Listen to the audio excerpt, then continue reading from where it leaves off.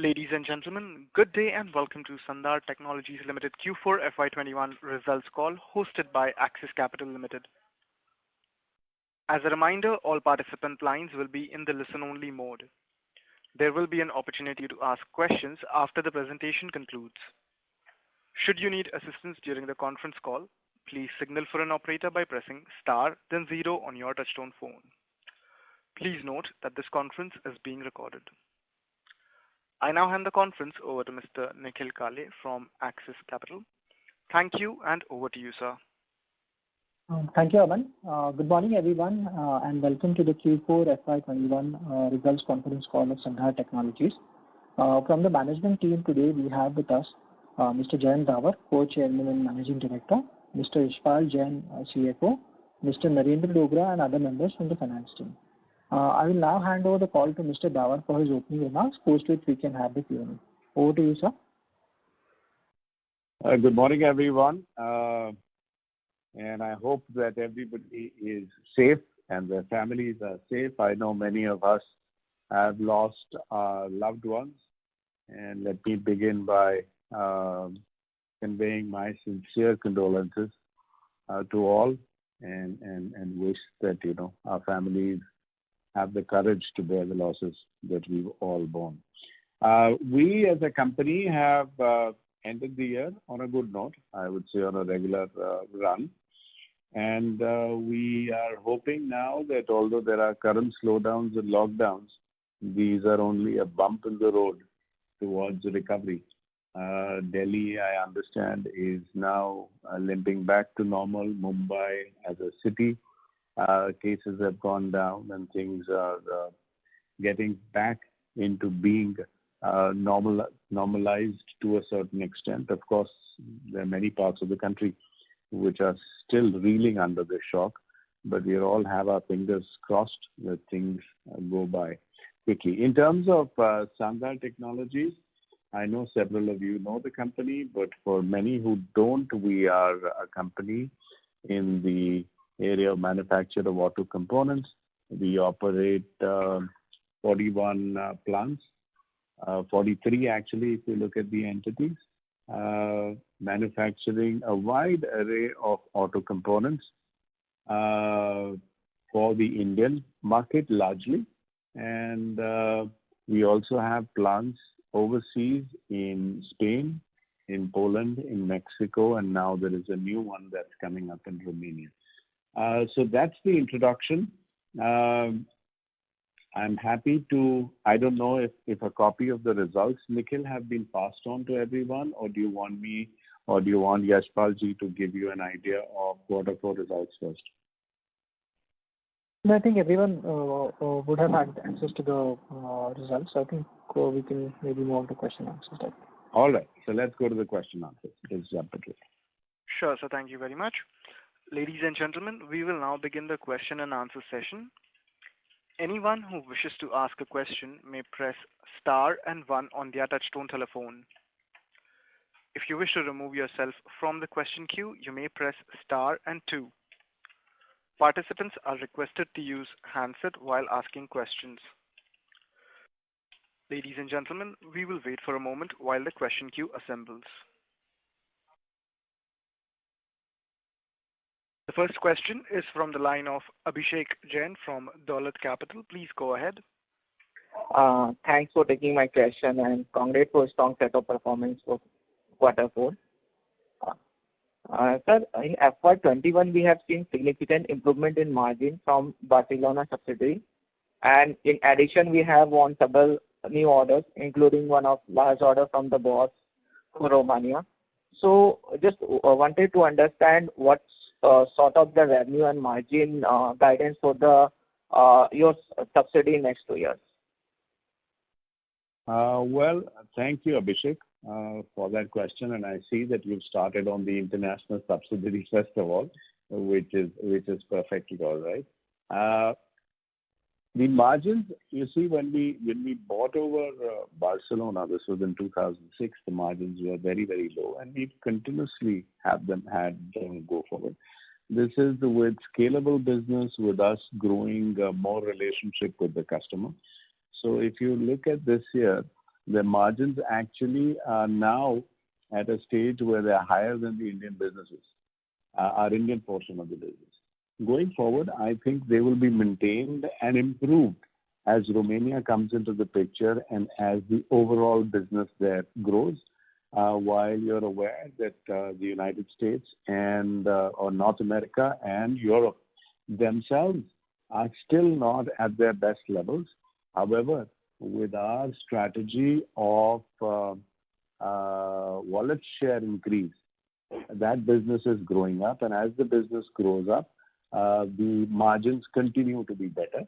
And we do see that although there is a commodity increase that's happened, it has not affected us or impacted us in any manner. In fact, if it wasn't for the lag, the margins could have been even better. But that's both in our overseas operations as well as in India. Okay. Thanks, sir. And my second question is related with the cabin and fabrication business. You have shown a very strong growth around cabin and fabrication business, where you have shown a strong growth of around 14% in FY21, despite was out in first quarter, and also won the several new orders. So, however, margin has been always a challenging factor for this business. So please throw some light on FY22 margin and revenue guidance for this business. How operating leverage to benefit margin? This is new business for us. This is a business that we got into by acquiring a small company in Bangalore in 2012. Since then, we did another acquisition. And this business, then when we started out, the first year revenue was about 35 odd crores. We have closed this year at about 288 crores. And what has happened is, because while we did acquire and put money in, there were several new units that had to be set up. So we put up a new unit in Jaipur. We put up a new unit in Chennai to feed the customers, because the business, as you've seen in the last, let's say, 8 years or 9 years, has grown almost 10 times. Now, as we've grown, we've also had investments going. So some of the capital expenditure does in a balance sheet and profit and loss account does spill over into the revenue expenditure, and therefore you've seen the margins have been comparatively lower to what they were. However, now that we've stabilized, the margins have started to go up, and we do expect that in a couple of years, we will be operating at probably the same level of margin that we have for the other business, which is kind of stabilized at about 12.5%. And what is the current capacity utilization of this business? Well, it is difficult for us to give you an exact, but in terms of large infrastructure, I can easily say that another 40 to 45% business can be added on to the same platform with some incremental capital expenditure. Okay, sir. Thanks. Sir, in aluminium and die casting business, your run rate has close to 125 crores per quarter. And we have seen a significant growth in last 3 quarters. So just wanted to understand what is the current capacity utilization in aluminum die casting, and how is the revenue mix in two-wheeler, four-wheeler, and non-auto segment? So let me talk about the aluminium business. Where the aluminium business is concerned, this is a business that's growing very, very rapidly for us. And This is a business where we believe that the growth. So, for example, if I was to give you, this is again comparatively a new business with some new investments in the last few years. While our existing businesses were with, let's say, TVS Motor Company, Royal Enfield, but from last year onwards, new business has started to come in at a very, very high rate of growth. So if I was to give you examples, this year we will be adding the new cylinder block. We will be adding hubs, and a large part of this is coming through a new customer, which is Honda Motorcycle. So you're aware that Honda Motorcycle was a small business for us. Now this is becoming a large-scale business for us through aluminum, through sheet metal, and as well as our automotive businesses. So as you go forward, you will see that Honda Motorcycle is one of the mainstays as we have in terms of Hero or TVS or Enfield. That's of course diverging from the topic, but continuously, whether it's the frame, starter housing, brackets, we've got businesses from Value, we've got businesses from Denso, we have businesses from Continental. These are all new customers, and we do expect that the rate of growth of this business is going to be much higher compared to probably the other businesses which are more mature. Does that answer your question? Do you want more specific details? Sir, there's just one small query like that. I was trying to understand what is the current capacity utilization and what is the mix from this business in auto and non-auto side? Oh, from auto and most of it, I would say, is auto. Non-auto is extremely small. The customers that I have told you are all auto customers. There are some customers for medical devices or whatever, but I would say more than 90% business is auto and will continue to be auto. And how is the revenue mix in two-wheeler versus four-wheeler in aluminum die casting? In aluminum die casting, again, it is following. If you look at how this is broken up, I would say today almost 80% is two-wheeler and 20% is four-wheeler. I don't know how it will stand in a few years, but I think for the next year, because the two-wheeler growth that is coming in very, very quickly for us as an added wallet share, I think that will stay the same or in fact even grow. Okay, sir. Sir, in four-wheeler segment, the company has shown impressive recovery and quarterly run rate has touched around 140 crore. So what is the key factor? In four-wheeler segment, company's revenue growth is quite impressive, and quarterly run rate has touched around 140 crore.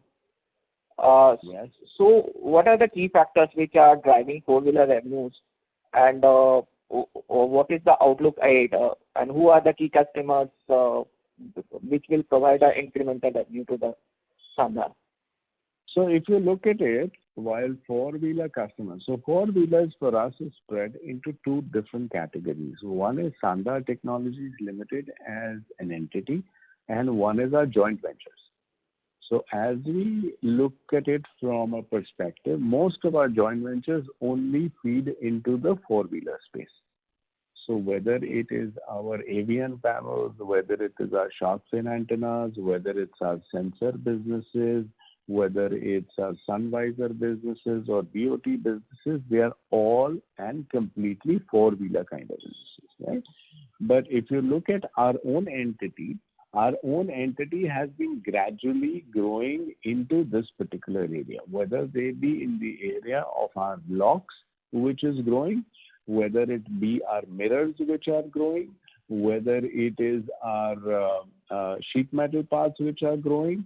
And like I said, there are several new commodity items which have been added onto our platform, which continue to grow. So four-wheeler has been growing. You're absolutely correct. In our segment-wise revenue, 22% of our business came in from four-wheeler last year. I would expect this number to gradually but incrementally keep growing as it goes forward. The margins here are also slightly better than the two-wheeler business. And if you look at the rate of growth, if you are looking at a rate of growth, let's say for next year, anywhere between 30 to 40% or 35 to 40%, depending on how COVID plays out, then I would imagine that this growth will always be higher than the overall growth. So have you won any new business? Mr. Jain, but may we request you to please return to the queue for your follow-up questions, as we have several participants waiting for their turn. Thanks. Thank you very much. Before we take the next question, we would like to remind participants to enter star and one to ask a question. The next question is from the line of Aman Pirani from CLSA. Please go ahead. Yes. Hi. Thank you for the opportunity. My question. Sorry to interrupt, Mr. Pirani, but may I request you to please take the phone off speaker because there's a slight disturbance when you're speaking. Is this better now? Yes, sir. Thank you very much. Please continue. Okay. Yeah. Sorry for that.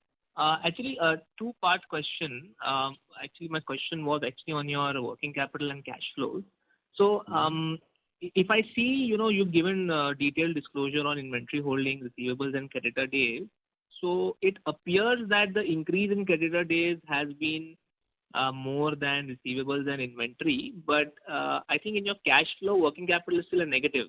So just wanted to clarify, first of all, why is that happening? Okay, let me just pass this on to Mr. Yashpal Jain, who's our CFO, and he would be able to give you a much better analysis of this than I can, with your permission. Yashpal ji? Yes, sure, sir. I'll just follow. So basically, if I have to say, we had a positive cash flow from operation.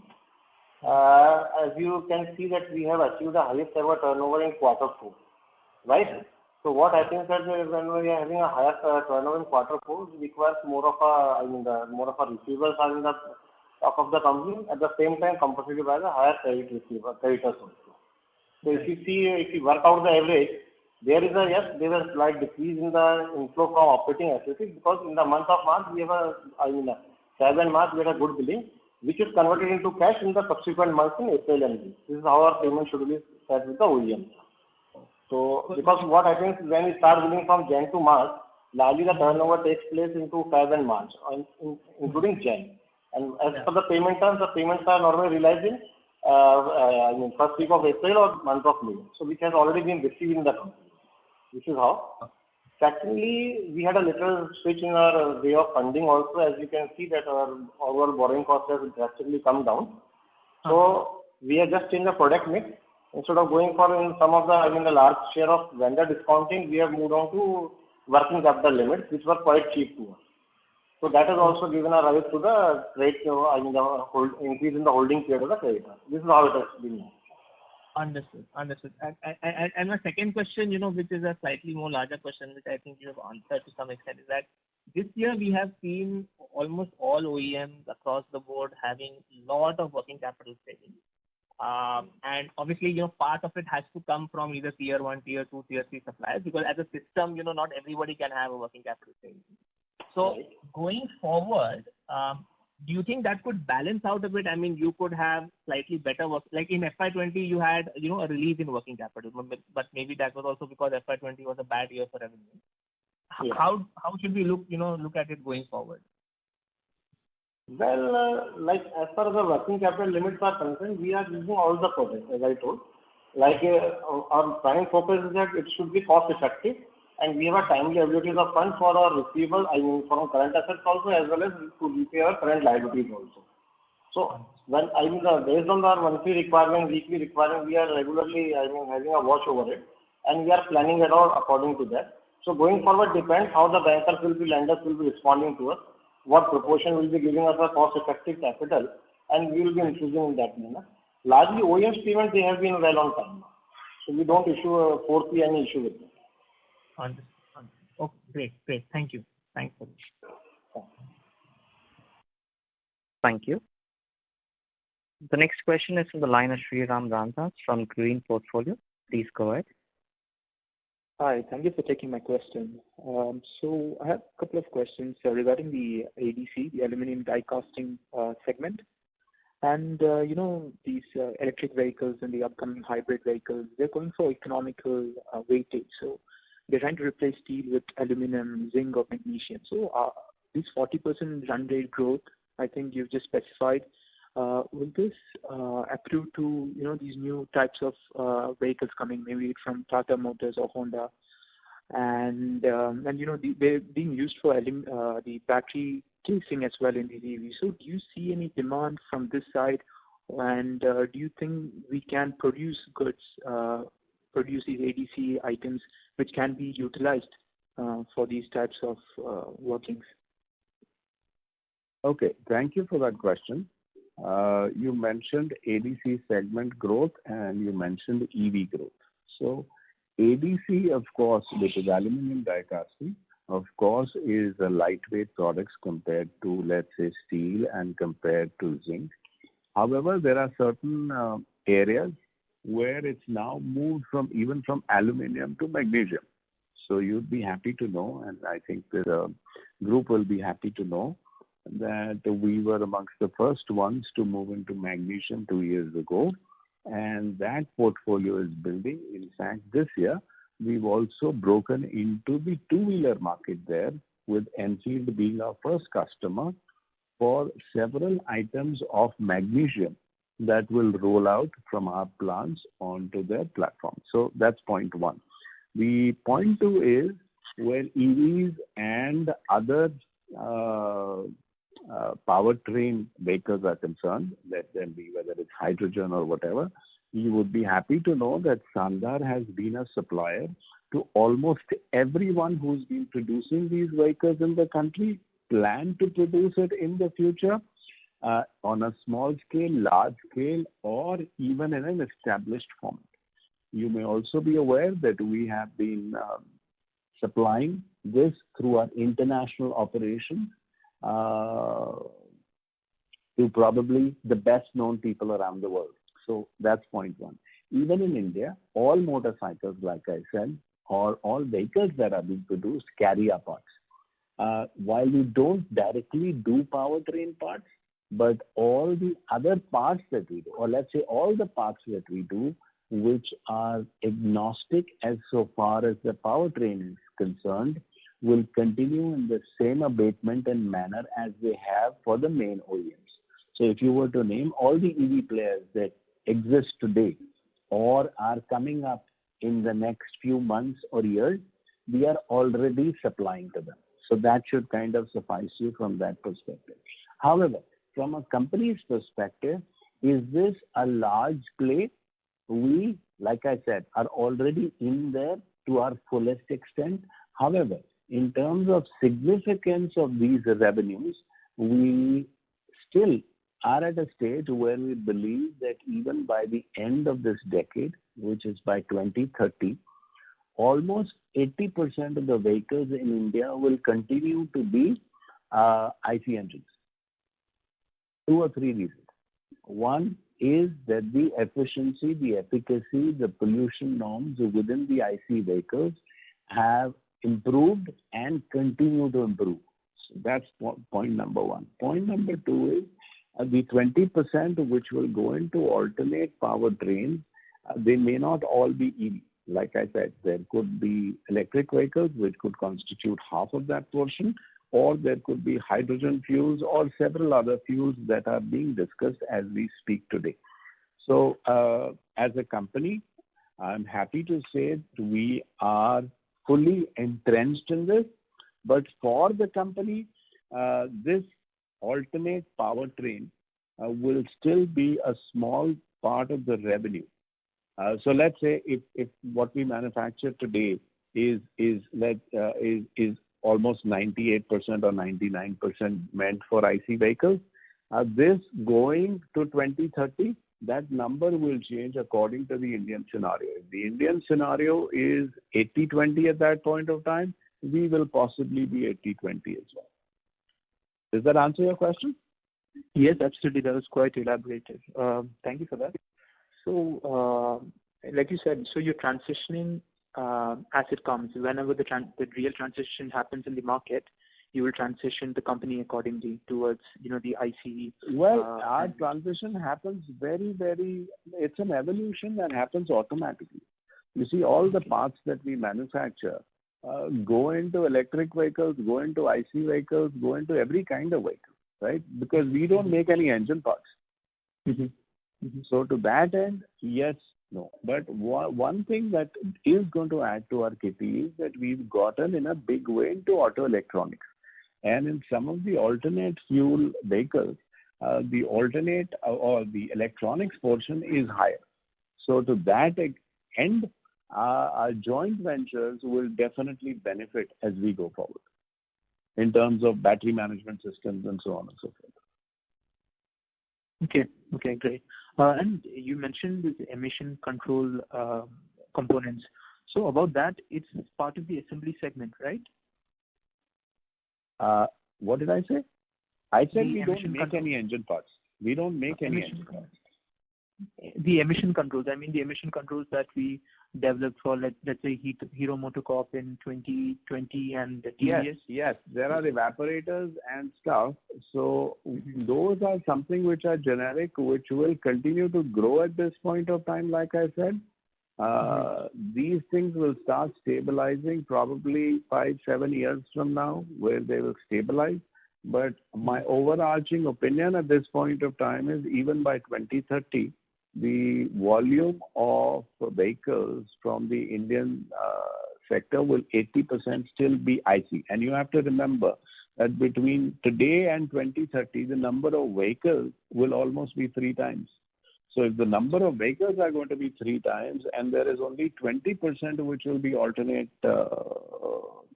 powertrain, the number of IC engines continue to grow.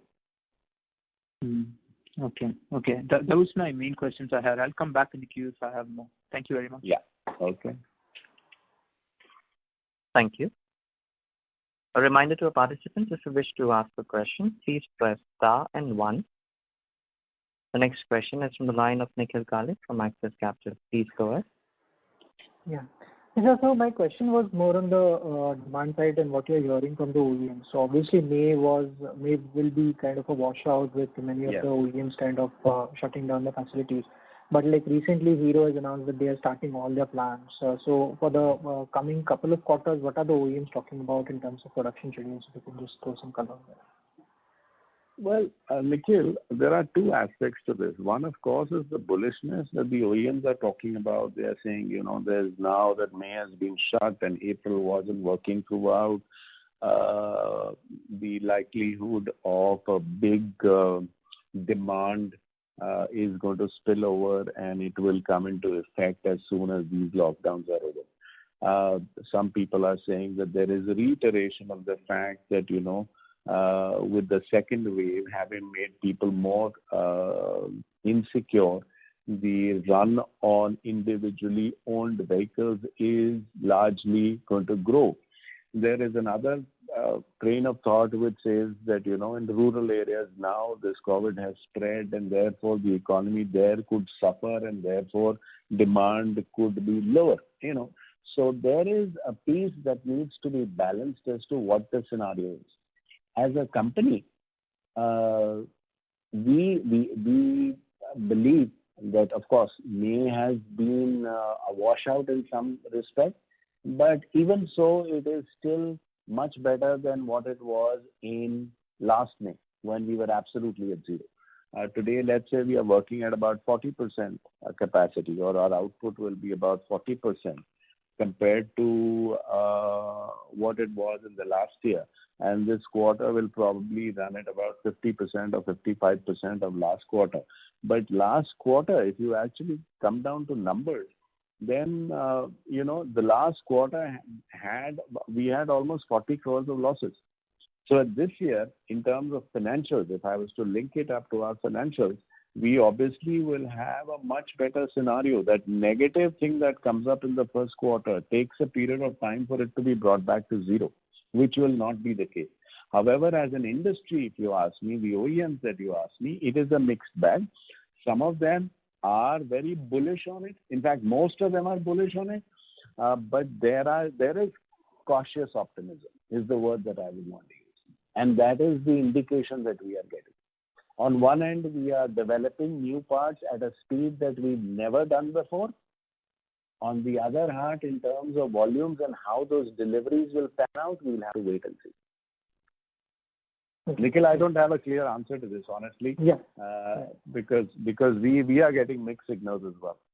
Okay, great. Great. So, and then secondly, on the JV performance, obviously, I mean, the revenues have kind of grown with kind of the JVs ramping up. So if you could just give us some more color on how is the performance shaping up at some of the larger JVs, maybe it is Jinyoung Sandhar or Amkin and Winnercom. So just some more color on that would be helpful. So you're aware that most of our JVs have a large dependence on Hyundai and Kia Motors. Yeah. And Hyundai and Kia Motors continue to grow, and even in these periods, they haven't really gone in for major lockdowns as some of the others have. So this particular year, we expect that the joint venture revenues, which of course is not a part of what you see in our results, will almost kind of be triple of what it was in the year that we closed. In the year we've closed, we've had losses.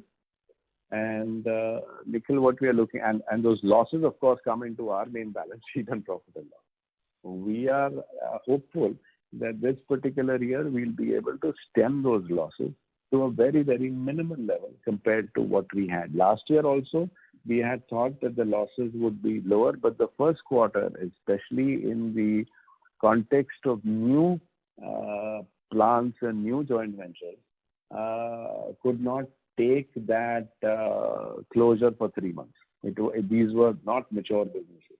But this year, we are very hopeful. The plans that we have for the joint ventures, like I said, talk of a revenue of almost 3 times and losses going down to minimum levels. So whether it is Jinyoung, whether it is Amkin, whether it is Vetron, whether it is Kwangsung, all our joint ventures are on the move and up. And so on the Amkin side, I think we have received approval from all the OEMs. But Yes. what is the status on the aftermarket piece? I think we were expanding a distribution network there. Yes, we are expanding, but at one point of time, it was decided by us, which is a couple of months ago, that because the aftermarket, with different lockdowns that are happening, it is unfortunate that, when you want to grow your aftermarket, the availability of your dealer networks and so on and so forth means a lot of engagement with them. Like I said, unfortunately, that is kind of slow in this current lockdown periods and so on and so forth, different states closing at different times. COVID spreading through is a risk and debate on how that is. In the meantime, what has happened is that we are probably the only ones who have approval from every OEM in the country. We are the only ones who have approval from Europe and the US. So based on that, our exports are kicking off. Our OEM businesses are growing by the month. And we should be at break even very, very soon. So this year, we are not looking at any losses coming up from the Amkin business, and it ramping up very, very quickly. So today, we would be happy to know for most of this group that our rejection rate or our quality performance here is at a level of 0-0 with every OEM. So you can imagine that the OEM quality levels are at 0-0. Our products are extremely robust in every possible way and spirit. And if we were to total up as to how the OEMs are doing, those businesses in themselves are going to be large enough for us to be able to move into the area of profitability. Okay.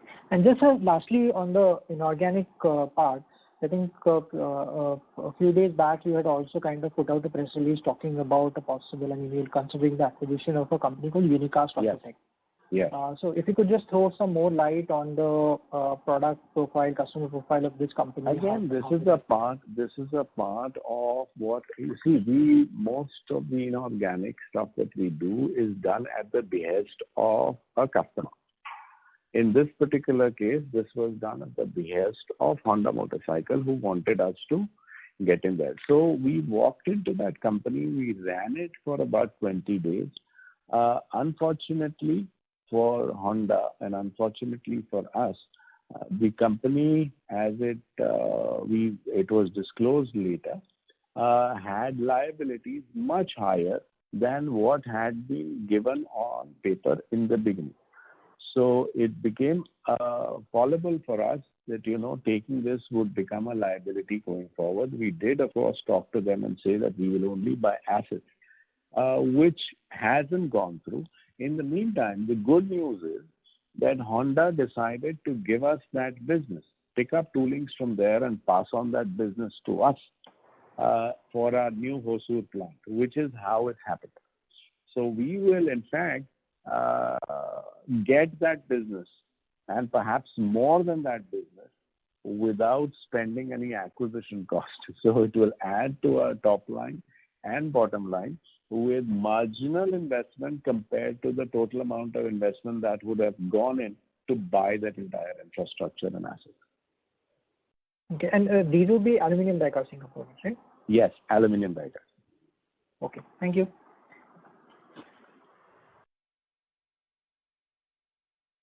Thank you.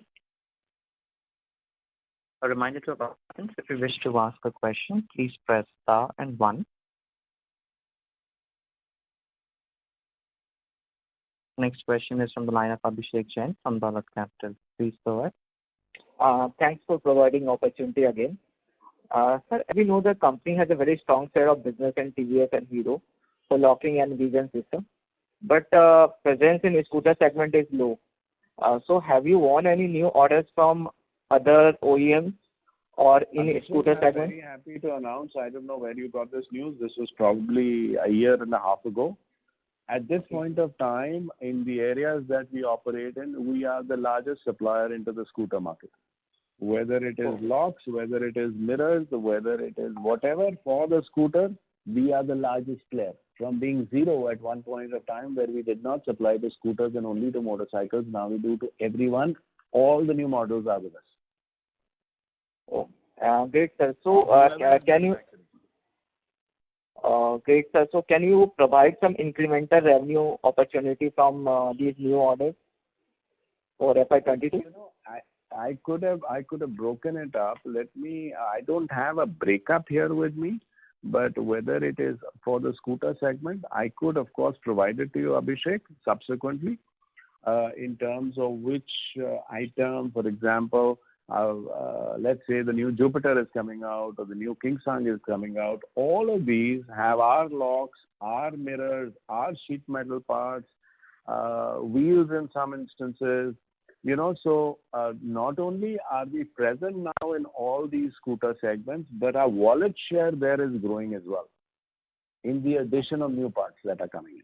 So I don't have that number with me right now in terms of a breakup as to locks for which scooter at how much and what the total thing is.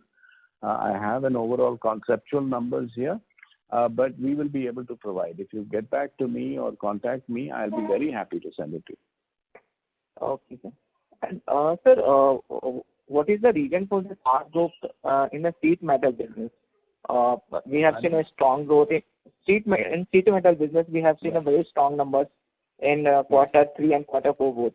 So what is the reason for the fast growth in the sheet metal business, and what is the revenue mix for sheet metal, 4-wheeler, 2-wheeler, and CV? Okay, sheet metal business last year. See, there are other sheet metal businesses. For example, even to some extent, there is a lot of sheet metal business which is done by our cabin and fabrication business. Besides cabins, we also do that. But we remove that aside. If I do only for what is supplied to us, print to manufacture for the 2-wheelers and 4-wheelers, or the 2-wheelers and 3-wheelers, it was 232 crores last year. What has happened is this last year has seen a lot of opportunity come to us in terms of new orders, which have come in as a replacement for many companies in the automotive supply segment, which are in different kind of stress. So whether it is a Hero that has given us new businesses, the swing arms, for example, have come to us on a 40% basis, which will be effective in this year. You will see a very, very fast growth in the sheet metal business. The same has happened with TVS, the same is happening with Royal Enfield, and the same is going to happen with Honda motorcycle. So this element is going to grow much, much, much faster than what we would have grown from an evolutionary incremental front. Like I said, you know, even in the business plan that we have made for this current year, that we are running on this current year, we have not taken any incremental increase in the market of 2-wheelers. That we said we don't know. Only astrologers can tell us what is going to happen. There is a lot of, but for us as a company, the incremental wallet share growth will make certain that whether the industry grows or not grow, we will continue to grow.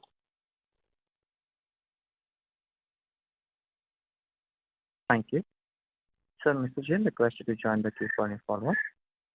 The next question is from the line of Vasudev Banerjee from Ambit Capital. Please go ahead. Yeah, thanks. Just wanted to understand a few things. Can you highlight which are the e-scooter manufacturers whom you have already tied up in order to supply down the line with rising scale? With what? E-two-wheeler manufacturers. So like two-wheeler EVs. All of them, whether it is an Ather, which is, you name anyone and we are doing it. I don't think there is anyone we are not doing it with. Okay, so including the ones like Ola Electric or Okinawa's, yes, everybody? Everyone. Sure. Everyone. So from that perspective, just wanted to understand the conceptual thing. So, for example, today, if a high-speed e-two-wheeler price is somewhere around, say, on an average 1,20,000, ballpark, one can assume price of battery within that will be roughly 50 to 60,000, somewhere around that, 50,000 roughly. Well, you see, the kilowatt-hour rates for batteries at one point of time were looking to go down much faster than they have. So it's kind of stabilized today. Yeah. So if a battery today, if you have a battery which is 6 kilowatts and the cost of that is, let's say, $200 or $250 per kilowatt, that gives you the number, right? And you need at least 6 kilowatts to be able to have a sustainable vehicle which is fast enough. I'm not talking of commuting, but I'm talking of if you were to bring it in the spirit or whether it is a motorcycle or whether it's a fast scooter, that is what you require. So to that end, that is the break point. So that works out to something around 60 to 70,000 rupees. For other scooters, the kilowatt hour utilization is at a level of 2 kilowatt, 2.5 to 3, which then makes it anywhere around $500. Right? $500 typically gets you a scooter which is going to be in the range of about 70 to 80,000 rupees. And if you take it up to 6 kilowatt hour, which then makes it something like $1,200, which is 85,000 rupees or 90,000 rupees, the value of that vehicle will go up to 135, 140, 150. Sure. So in terms of motorcycle comparison, anything which is going to race up to that motorcycle agenda will not be less than 130 to 150,000 rupees.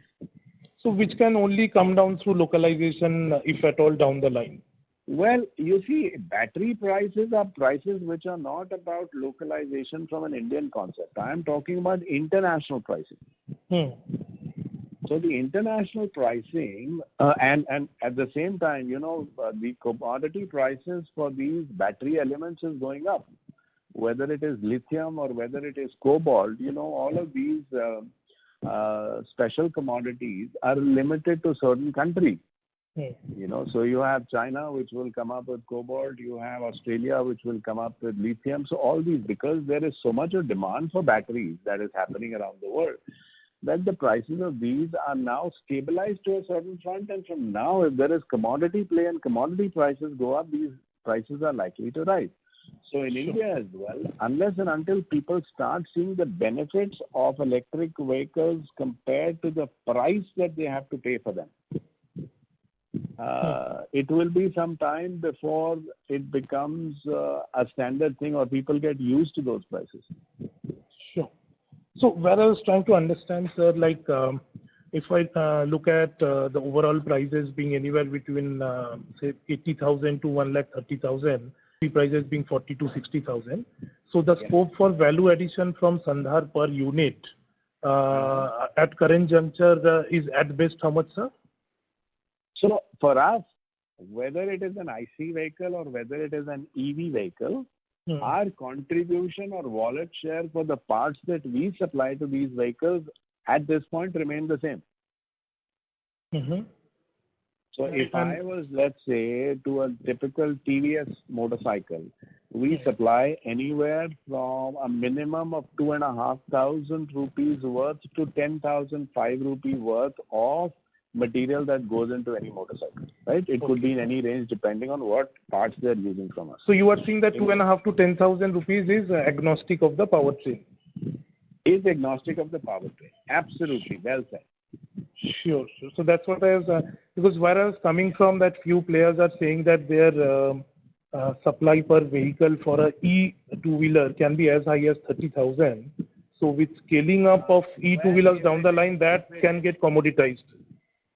No, I don't know where you're hearing that unless it has to do directly with the battery. BMS, etc. Or an element of a battery with a battery management system. So if that not be the case, I see no individual supplier who will supply 30,000 rupees of vehicle parts to, because that's not even the value addition that that the OEM gets. Understood. Thanks, sir. That's very useful. Thank you. The next question is from the line of Amarkant Gaur from PhillipCapital. Please go ahead. Hi. Thanks for taking my question, sir. My question is on the outlook for cabin and fabrication business, sir. How is the demand you're seeing, and how is it holding up? Well, honestly, I personally am very bullish on this business. Extremely bullish on this business. And you'd be happy to know that we, Sandhar, are probably the most diversified player in this field in the country. And we thought we had almost everyone, but this particular year we also have the additions of Hyundai, which used to manufacture cabins, for example, from a Korean supplier based in their plant, which has been outsourced to us. Same with SANY, same with Cooper, same with so all these guys have now given the orders to us. So according to me, this will continue to be a very fast growing business for us, not only from a perspective of acquisition of more customers, but also from the growth in this sector, in the construction sector in the country. Whether it is the government spend, and you are aware that last year the SOPs that were thrown by the government said to create more employment and to create flexibility and economic growth in the country. This was one area which was a low-hanging fruit. So a lot of new projects have been announced. There were a lot of pending payments from the government to several in the construction sector. Those have been now released. And therefore, we see a lot of enthusiasm in this market. Of course, there has also been a change in the emission norms for these vehicles. So from the 1st of April, I understand that now the norms have changed from Euro 4 to Euro 5 or something to that extent, or Euro 3 to Euro 4. And therefore, there might be some resistance.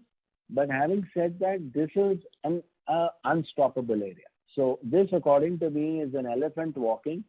It could walk slow, but you cannot stop it. Sure. So and we are very bullish on this business. Yeah. Thanks, sir. And follow up on that is, could you please quantify, if you could, the kind of order wins that you have had, and what kind of capex would you expect in this particular business in FY22? Well, we closed this last year. One second, let me just have a quick look and tell you that in case of cabin fabrication business,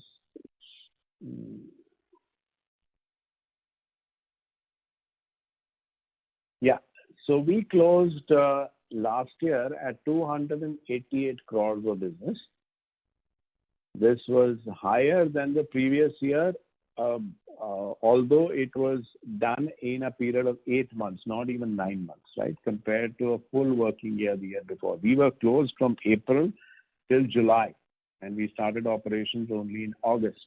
So we lost out 4 months, and yet we had almost a 12-13% growth. This particular year, although our expectations are the new business that we've added, that we've got in terms of pure orders are about 50 crores.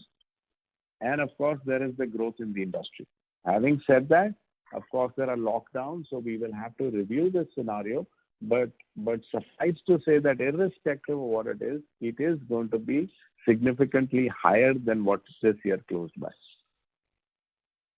So the way we are looking at it, like I said, from previous year to this year, there are two ways of calculating. One, of course, is a temperate business, which means that, we don't know where this is going. So we did some calculations on a pessimistic stage or side. We believe that the business could be about 35% higher. If you were to go by a comparative chart and say, well, we did 645 crores of consolidated sales in the last quarter, you multiply that by 4, which will take you to 2,600, which is more than 40%. Add to it the growth in the new businesses. The new businesses that we have got for this year are in the region of about 280 to 300 crores of confirmed orders. You could add that and then discount it.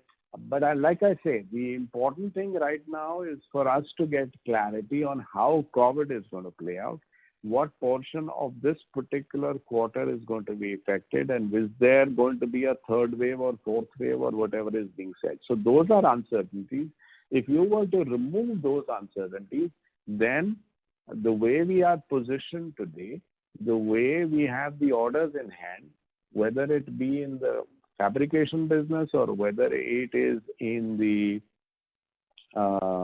business of aluminium, or whether it is the advantage that we got on account of higher prices when the Indian market moved from Euro 4 to Euro 6, those advantages will continue to grow. And that's the reason why we believe now we are at a more mature level of our EBITDA or our margins, which are now at over 12.5%. Thanks, sir. That's very helpful. The other question I have is on Honda cars. So their volumes domestically also, even globally, they have been pretty disappointing over the last year. Yes. Any sense that you're getting from them about any prospective new launches or how their India business is progressing now? Well, obviously, I will not be able to give you details of their launches because it is confidential information that they will keep to themselves. Suffice to say, for me at this point of time is that they had plans to do close to about, so last year they did about 80-something odd thousand vehicles. This year their initial plan was to do 135,000 vehicles, which has been moderated down to 116,000 vehicles is the information that I have, which would mean that the revenue of this will be that much higher. For us, again, because we've taken wallet share and added some new parts to it, the business for Honda cars for us will go out by over 40%, 40 to 45%. Okay. Thank you, sir. Thanks and all the best. Thank you. Thank you. Ladies and gentlemen, that will be the last question for today. I now hand the conference over to Mr. Nikhil Kale for closing comments. Thank you, and over to you, sir. Thank you. On behalf of Axis Capital, I would like to thank the Sandhar management team and all the participants for joining the call today. Mr. Davar, any closing comments from your side, or should we end the call? I just want to close by wishing you all a happy year, especially with where the circumstances are. I pray to God to keep you and your family safe. And if we are safe and vaccinated, then I think the only way for us is to be healthy, not only in our bodies, but also in the economy that is likely to spill over onto each one of our business and prosperity. So that's all I have to say. Thank you, Nikhil, and thank you, Axis, for organizing this for us. Thank you, sir. Thank you, everyone. Thank you very much. Ladies and gentlemen, on behalf of Axis Capital Limited, that concludes this conference. Thank you all for joining us, and you may now disconnect your line.